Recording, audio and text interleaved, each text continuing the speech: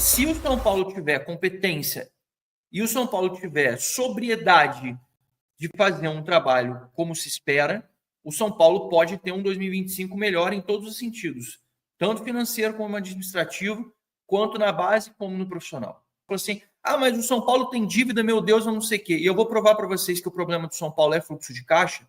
Eu vou dizer para vocês, por exemplo, o Corinthians, ele fechou o ano de 2023 com 2 bi de dívida. O Botafogo, 1,4 bi de dívida e gastou 500 milhões esse ano para contratar jogador. Por quê? Porque o Textor não tem problema de fluxo de caixa. A dívida do clube não interfere no fluxo de caixa. Então, não é o tamanho da dívida que o clube tem, é o fluxo de caixa que eles têm. Porque o Corinthians e o Botafogo investiram. O Botafogo investiu 500 milhões em 2024 e o Corinthians investiu 250 milhões em jogador. E os caras estão com uma dívida acima de 1 bilhão. O Atlético Mineiro tem uma dívida na faixa de 1 bilhão, também foi um dos clubes que mais investiu.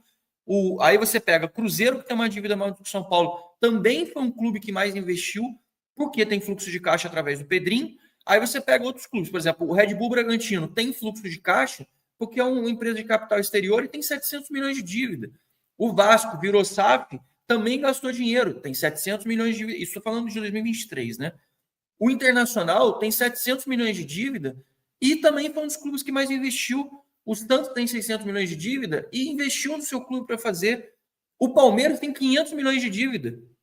O Palmeiras tem 500 milhões de dívida. O Palmeiras não tem dívida zerada. O Flamengo tem 400 e poucos milhões de dívida. E vai fazer uma dívida ainda maior com coisa de negócio de estádio. Eu estou falando para vocês que todos os clubes têm dívida. O problema não é ter a dívida, o problema é não ter fluxo de caixa. Como o São Paulo resolve o fluxo de caixa? Com o FDIC. Como o São Paulo melhora para poder ter competitividade dentro de um cenário em que só o FDIC não é suficiente? Fazendo essa conta, essa operação comercial junto com um investidor externo, que no caso está encaminhando para ser o Marinax, e o São Paulo vai ter mais respiro. Com base nisso, o São Paulo pode voltar aos trilhos? Se for competente, sim. Então o problema não é ter a dívida. O problema não é o valor que você deve no banco. O problema é o fluxo de caixa, a sua capacidade de investimento, a potencialização de gasto que você pode fazer. Isso é que sufoca a gente hoje, isso é que nos esmaga. E o São Paulo está fazendo um breakpoint agora, em que o São Paulo está fazendo uma quebra desse ponto para fazer uma curva que vem ascendente de aumento de dívida e de problemas, para ter uma estabilidade no ano de 2025 e começar gradativamente a cair até chegar ao ano do centenário, que foi o que foi propagado. Se você não acredita que vai dar certo, isso é cada um que tem a sua opinião. Mas a informação é essa, esse é o plano do São Paulo e cabe a cada um acreditar ou não acreditar, acompanhar. Eu vou acompanhar e vou cobrar que tenha competência e tenha a melhor forma na condução das coisas.